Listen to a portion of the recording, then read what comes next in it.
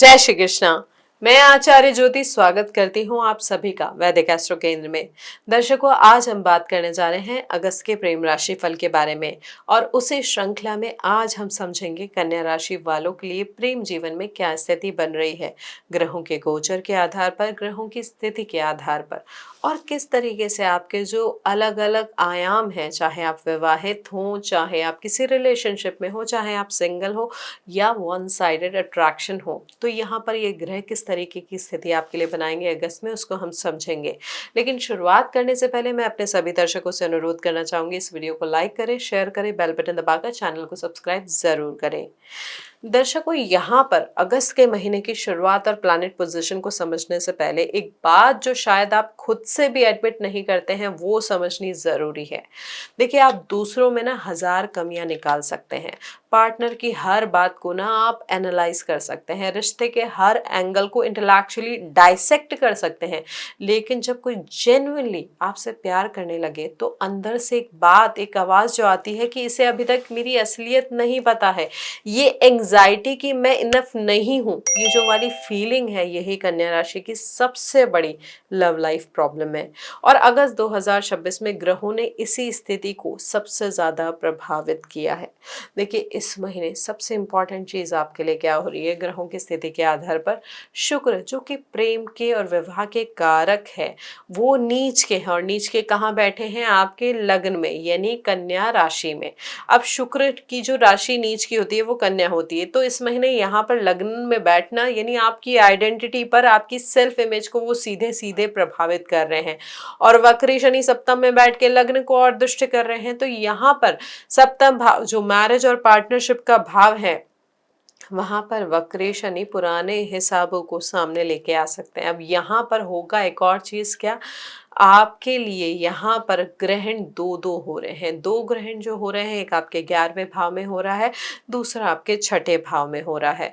तो यहाँ पर ये सारे ग्रहों की स्थिति आपके प्रेम जीवन को सीधे सीधे तौर पर प्रभावित करेगी। अब लग्नेश की स्थिति को भी अगर समझे तो लग्नेश इस समय मंगल के साथ दशम भाव में युति कर रहा है, स्वराशि का है, लेकिन ये ध्यान करें कि यहाँ पर शत्रु ग्रह के साथ बैठा है और शत्रु ग्रह के साथ वही शत्रु ग्रह मंगल आपके लग्न को भी दृष्ट कर रहा है। यानी आपकी जो ओवरऑल पर्सनालिटी है, वहां पर एक अलग एग्रेशन आ सकता है, बोलने के तरीके में, व्यवहार करने के तरीके में, चीजों को समझने के तरीके में। और यहाँ पर सबसे ज्यादा आपकी प्रोफेशनल लाइफ, आपका जो करेज है, आपका जो व्यक्तित्व है, उसकी वजह से ही संबंधों में कड़वाहट आ सकती है। तो यहाँ पर ये जो चीज़ है उसको थोड़ा सा आपको समझना होगा। देखिए, इस महीने ये जान ले कि सबसे बड़ा आपका दुश्मन प्रेम जीवन में कोई बाहर का नहीं है, वो है आपकी खुद की आवाज़ जो आपसे कह रही है, आप ही को सेल्फ क्रिटिसिज्म मोड में डाल रही है कि आप प्यार के लायक नहीं हो। और ग्रह इस महीने आपको यही झूठ जो है थोड़ा तोड़ने का मौका भी देंगे। बस आपको सही समय पे उसको समझना है, ओवर एनालिसिस में नहीं जाना है, बहुत ज़्यादा कॉम्प्लिकेटेड नहीं करना है, चीज़ों को एक्सप्रेस करना है, समझना है। ये है ग्रहों की स्थिति और यहाँ पर उसके अनुसार पड़ने वाला वृहद परिणाम। अब जानते हैं किस तरीके से जो आयाम है उनको प्रभावित कर रही है ये ग्रहों की स्थिति। सबसे पहले उनकी बात करें जो अपनी भावनाओं को एक्सप्रेस नहीं कर पा रहे हैं, वन साइडेड अट्रैक्शन है, तो उनके लिए ये जान ले कि आप जितना ज्यादा एनालाइज करेंगे ना, उतना ज्यादा चीजें आपके हाथ से जाती जाएगी। आप चाहे 10 गुना एनालाइज कर ले, 100 गुना कर ले, यहाँ पर ये चीज एक्सेप्ट करना सबसे इंपॉर्टेंट है कि आप जैसे हैं आप काफी हैं। यहाँ पर ये चीज़ आपके लिए बहुत इंपॉर्टेंट होगी और यही क्वेश्चन आपके लिए सबसे लाउड होगा, क्योंकि देखिए शुक्र नीच के हैं तो सेल्फ वर्थ सबसे ज़्यादा क्वेश्चन में आ जाती है। आपको लगता है कि शायद मुझ में ही कुछ कमी है, तभी मैं उस सामने वाले व्यक्ति की तरफ आकृष्ट हो रहा हूँ या अपनी भावनाएं उनको नहीं कह पा रहा हूँ। ये ध्यान रखें कि अगर आप किसी को पसंद करते हैं लेकिन पहल करने से पहले 100 बार सोच रहे हैं कि आप उसके लायक नहीं हैं, या ऐसी भावनाएं बार बार आ रही हैं, तो उनको दिमाग से निकाल लें। यहाँ पर आपके लग्नेश आपके दशम भाव में है और स्वराशि के हैं, तो यहाँ पर आप कह पाएंगे, चीज़ें समझ पाएंगे, बस इस ओवर एनालिसिस से आपको निकलना होगा। अच्छी बात आपके लिए ये है कि 9 से 11 तारीख का जो समय है ये विंडो बहुत स्पेशल है, क्योंकि एकादश भाव यानी 11वें भाव में सूर्य की और गुरु की युति हो रही है। यहाँ पर ये युति यानी अगर आप ये जो दिन है ये वो विंडो है जब आपके सोशल सर्कल में किसी फ्रेंड के थ्रू या किसी गैदरिंग में आप वो जो कनेक्शन है उसको अपनी भावनाएं व्यक्त कर पाएंगे क्लैरिटी के साथ। जो फील कर रहे हैं बस उसको बोल दीजिए, ओवर थिंकिंग नहीं करनी है। अन्यथा उसके बाद क्या होगा, सूर्य केतु की युति हो जाएगी 12वें भाव में, वहां पर विड्रॉल फेज आ जाएगा, इंट्रोस्पेक्शन आ जाएगा, अपने आप को फिर से आप ना इनवर्ड हो जाएंगे, अपने अंदर ही अंदर चीजों को चलाते रहेंगे। तो इसलिए यहाँ पर ये जो टाइम है हमने जो आपको बताया है उसमें अपनी भावनाएं व्यक्त करने का प्रयास करें। अब हमारे सिंगल्स के लिए बात करें तो देखिए यहाँ पर एक अलग ही स्पेसिफिक ट्रैप, ये शब्द थोड़ा भारी है लेकिन ये बताना जरूरी है। देखिए ये ट्रैप क्यों है, क्योंकि जो शुक्र है वो अगर नीच के आके लग्न में बैठ जाए तो व्यक्ति उन लोगों की तरफ अट्रैक्ट होता है जो या तो उन्हें अप्रिशिएट ना करे या क्लियरली अनसुटेबल हो। क्यों? क्योंकि यहाँ पर सेल्फ वर्थ आपकी जो है कम हो जाती है कि जो मुझे ज्यादा वैल्यू करे वो मुझे सस्पिशियस लगता है, ऐसी भावनाएं, ऐसा माइंड सेट हो जाता है। जो आपको इग्नोर करेगा वो आपको कहीं ना कहीं इंटरेस्टिंग लगेगा। ये पैटर्न होगा, इसको रिकॉग्नाइज करें, उसे समझे। साथ ही शनि आपके सप्तम भाव में है तो ये भी पॉसिबिलिटी है उनके वक्री होने के बाद हो सकता है कोई पुराना कनेक्शन, कोई जो हो नहीं सका था आपका, वो वापस आ जाए। यानी बेसिकली पुराने मैटर्स जो है इस समय वो ओपन हो सकते हैं, पुराने चैप्टर्स आपके खुल सकते हैं। बस यहाँ पर प्रश्न यही होगा, क्या ये चैप्टर एक्चुअली अनफिनिश था या केवल वक्री शनि की वजह से नॉस्टैल्जिया है? बहुत केयरफुली सोचने का और समझने का प्रयास कीजिएगा। यहाँ पर ये जो ग्रहों की स्थिति है सिंगल्स के लिए स्थिति लेकर आ रही है, लेकिन जिम्मेदारी के साथ, नए रिश्ते की संभावना लेकर आ रही है, लेकिन समझ के साथ, परिवार के माध्यम से या करियर के द्वारा या सोशल जो सेटिंग होती है उसके माध्यम से कोई ऐसा व्यक्ति आपको मिल सकता है जिसके साथ आप जुड़ाव फील करें। लेकिन ये ध्यान रखें कि जो रिश्ते की नींव है वहां पर मजबूती देनी है। केवल वैलिडेशन की चाह में उस रिश्ते में आगे नहीं बढ़ना है कि आपकी सेल्फ वर्थ कम है और सामने वाला आपको अगर उस तरीके से व्यवहार कर रहा है, जो चीजें हमने आपको बताई है, तो उसकी उस ट्रैप में नहीं फंसना है। इस महीने किसी को इम्प्रेस करने की कोशिश से ज्यादा खुद को इम्प्रेस करिए, खुद को समझिए, सेल्फ लव प्रैक्टिस कीजिए। तभी आप जो जेन्युइन कनेक्शन है उसको अट्रैक्ट कर पाएंगे और उस वैल्यू को मैच कर पाएंगे। योग अच्छे हैं, स्थिरता मिल सकती है, बशर्ते आप तैयार हो स्थिरता को एक्सेप्ट करने के लिए। अब यहाँ पे जो रिलेशनशिप में है उनके लिए बात करें तो यहाँ पर रिश्ते में क्या होगा, आप पार्टनर को जज कर रहे हैं या खुद को कर रहे हैं, ये क्वेश्चन चलता रहेगा। कभी आप उनको जज करेंगे, कभी अपने आप को जज करेंगे। ये अंदर से इनसिक्योरिटी वाली फीलिंग है जब आप क्रिटिसिज्म मोड में थोड़ा सा ज्यादा चले जाते हैं। तुमने ये क्यों किया, तुमने वो क्यों नहीं किया, ये एक्चुअली आपकी जो इनसिक्योरिटी है उसका आउटवर्ड प्रोजेक्शन है। नीच का जो शुक्र होता है ना लग्न में, इस चीज को पीक पर भी ले जाता है। अब यहाँ पर इन चीजों को डायरेक्टली आपको फेस करना है। पार्टनर बेसिकली आपको वो दिखाएगा इस समय जो आप खुद देखना नहीं चाहते हैं। यहाँ पर हो सकता है कि पिछले कुछ महीनों में एक सेम आर्ग्यूमेंट बार बार हो रहा हो, कि ये महीना जो है ये जान के चले वो जो आर्ग्यूमेंट बार बार हो रहा था उसको ब्रेक कर सकता है, उसको ब्रेक करने का अल्टीमेटम हो सकता है। यहाँ पर ये भी पॉसिबिलिटी है कि जो आपका वैल्यू सिस्टम है आपका या पार्टनर का, या जो फ्यूचर अप्रोच है उसको लेके भी थोड़ा सा रिफ्ट हो सकता है। यहाँ पर जिम्मेदारियों की वजह से भी ना थोड़ा सा प्रेशर आ सकता है, क्योंकि शनि सप्तम भाव में है तो ये भी पॉसिबिलिटी है कि आपका पार्टनर जो है वो बहुत ज़्यादा जिम्मेदारियों की तले दबा हो और उन जिम्मेदारियों की वजह से, उस प्रेशर की वजह से चीज़ों को सही तरीके से नहीं संभाल पा रहा हो। तो यहाँ पर दोनों की मैच्योरिटी रिश्ते को स्थायित्व देगी, समझाइश देगी। आपको सेल्फ वर्थ समझनी है और पार्टनर की जिम्मेदारियों को साथ के साथ, सामंजस्य के साथ सही दिशा देनी है कि किस तरीके से आप दोनों चीजों को बैलेंस कर सकते हो। यहाँ पर बस ग्रहण की स्थिति में ध्यान रखना है, बहुत ज्यादा क्रिटिसाइज नहीं करना है, ऑनेस्ट कॉन्वर्सेशन करना है। ये जो चीज़ें होती हैं कि मुझे अच्छा नहीं लग रहा है, मुझे तुम्हारी ज़रूरत है, ये कहना आपके लिए सबसे डिफ़िकल्ट होता है, लेकिन ये कहना इस महीने सबसे इम्पोर्टेंट होगा, ये ध्यान रखें। तो यहाँ पर यह स्थिति आपके लिए बन रही है। अब विवाहित जातकों के लिए हम बात करें तो यहाँ पर आपके लिए क्या हो रहा है?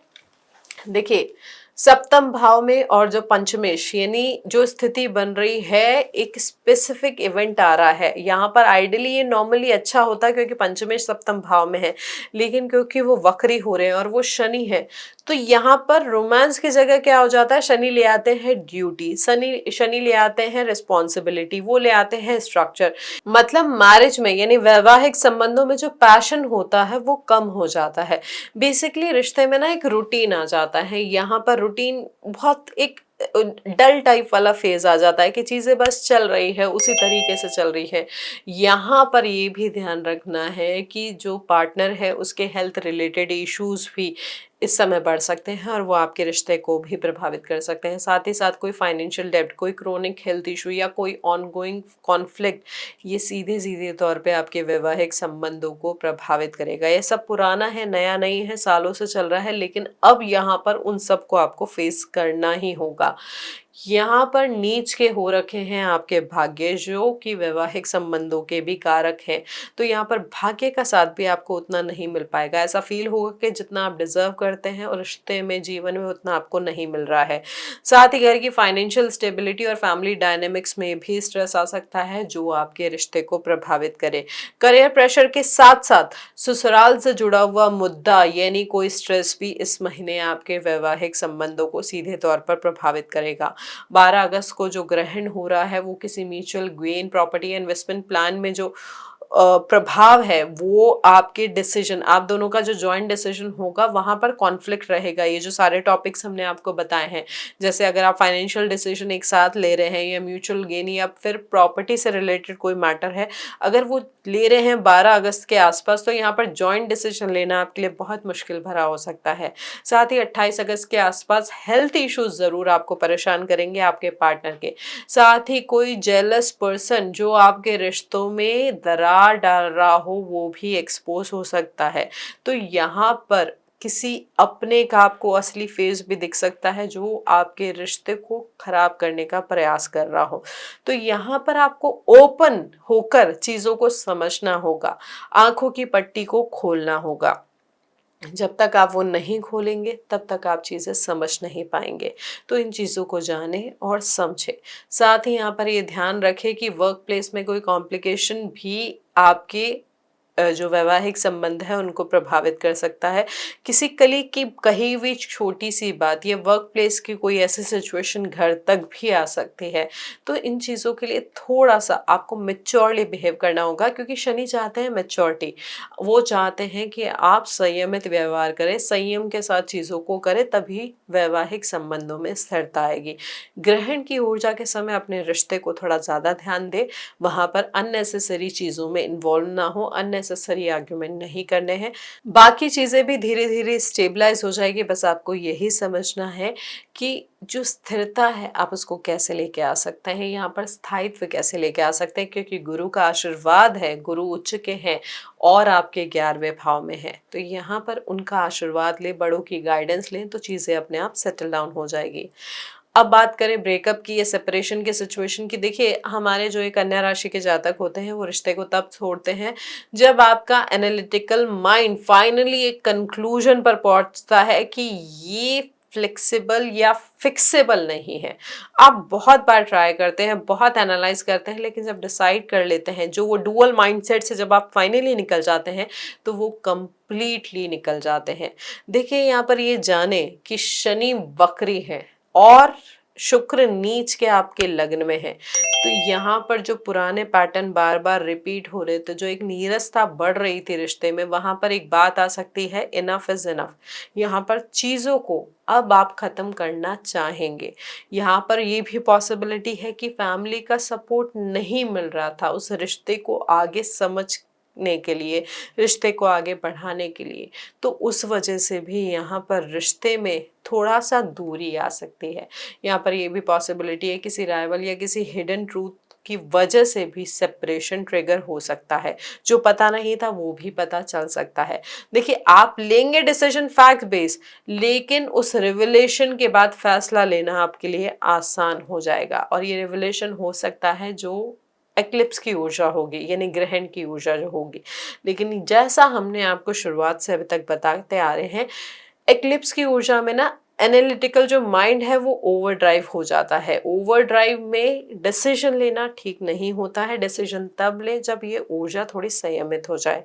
एक्स्ट्रा मैरिटल के केस में अगर हम यहाँ पे ये बताएं, देखिए यहाँ पर नॉर्मली कन्या राशि के जातक जो होते हैं रूल्स को फॉलो करते हैं, चीजें समझते हैं। लेकिन यहाँ पर एक टेम्पटेशन बन रहा है। छठे भाव में है राहु और नीच का शुक्र है लग्न में।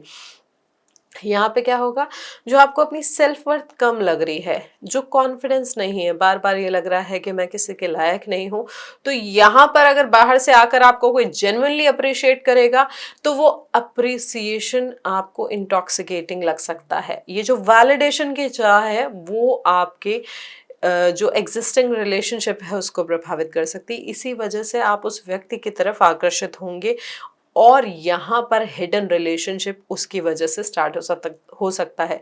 यहाँ पे देखिए साइकोलॉजिकल है, साइकोलॉजिकली इम्पैक्ट ज़्यादा है। यहाँ पर ये जो रिलेशनशिप है किसी कलीग, किसी क्लाइंट या किसी डेली इंट्रैक्शन के माध्यम से भी शुरू हो सकता है। लेकिन ये ध्यान रखें कि 28 अगस्त का जो ग्रहण होगा, ये जो ऊर्जा है ये यहाँ पर किसी ऐसे व्यक्ति के माध्यम से चीज़ों को सरफेस पे ले आएगी जो कि आपसे राइवलरी रखता है, जो आपको पसंद नहीं करता है। तो ये बात जरूर सामने आ जाएगी। बेसिकली ये फोर्सफुल एक्सपोजर होगा। ये जो एक्सपोजर होगा आपकी एग्जिस्टिंग रिलेशनशिप के लिए अच्छा नहीं होगा। डायरेक्ट कॉन्सिक्वेंसेस होंगे परिवार के संदर्भ में। परिवार की जो वो है, परिवार का जो नाम है उस पर भी प्रभाव पड़ेगा, आपके व्यक्तित्व पे भी प्रभाव पड़ेगा। इसलिए अपने कर्म और धर्म का पालन करने का प्रयास करें और इन चीज़ों में प्रवेश करने से पहले चीज़ों को जान ले, समझ ले और ऐसे आकर्षण या वैलिडेशन की चाह में गलत रास्ते पर ना जाएं। देखिए दर्शकों, ये था हमारा विश्लेषण। अगस्त का महीना बेसिकली यही कह रहा है कि खुद के सबसे हार्श जज आपको नहीं बनना है। शुक्र भले ही नीच के आपके लग्न में है, ये आपसे कह रहे हैं कि समझना है। ये नहीं कह रहे कि आप लवेबल नहीं हैं, आपसे प्यार नहीं किया जा सकता, ये आपकी वर्थ कम नहीं है, कम है। यहाँ पर आपको ये समझना होगा कि आप क्या डिजर्व करते हैं। अपने आप को क्रिटिसाइज नहीं करना है, अपनी सेल्फ वर्थ को बार बार क्वेश्चन में नहीं लेके आना है। ये देखना है कि मैं क्या डिजर्व करता हूँ। ये जो गुरु की स्थिति है, केतु की स्थिति है, शुक्र की स्थिति है और लग्नेश की स्थिति है, ये जेन्युइन स्टेप लेने में आपको हेल्प करेंगे, फिक्स करने में हेल्प करेंगे, कुछ शुरू करने में हेल्प करेंगे, रिश्ते को, विवाह को सही तरीके से जानने में हेल्प करेंगे, बशर्ते आप ये जो डुअल माइंड सेट है, इंट्रोस्पेक्शन है, वहां पर ओवर एनालिसिस ना करें। एक्सपेक्टेशन जो है उनको रियलिस्टिक बनाएं। अपने परफेक्शनिज्म को कंपैशन से रिप्लेस करें। यहाँ पर कंपैशन ही जो है वो आपके लिए सबसे महत्वपूर्ण होगा। यहाँ पर ये ध्यान रखें कि आपकी जो राशि होती है सबसे डेडिकेटेड राशि होती है।